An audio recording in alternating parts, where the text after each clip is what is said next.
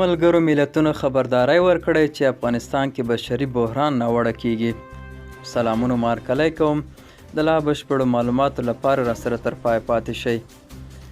د ملګرو ملتونو د وګړو صندوق UNFPA د سکني 2022 کال د بشري مرستو په غوښتنه کې ویلي چې په افغانستان کې حالت په وروستیو میاشتو کې د جګړې او سیاسي بدلون، کرونا وبا او وچکالۍ له امله ډېر خراب شوی.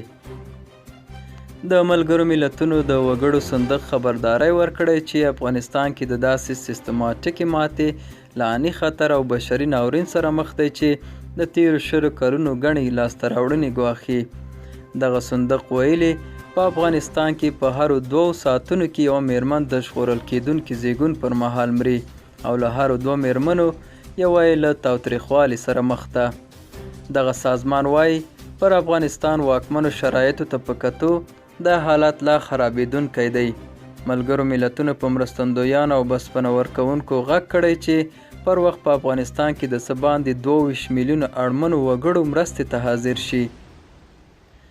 دغه سازمان د 2022 کال کې د غبرګون پلان د اټکل له مخې په افغانستان کې څه باندې 22 میلیونه اړمنو کسانو ته 4.4 میلیارډ ډالر مرسته پکار ده.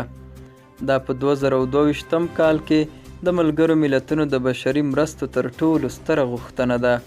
له دې جملې د ملګرو ملتونو د وګړو صندوق 2.5 میلیونه یوازې د څه باندې 9 میلیونه وګړو روغتیایي خوندیتوب ته غوښتي.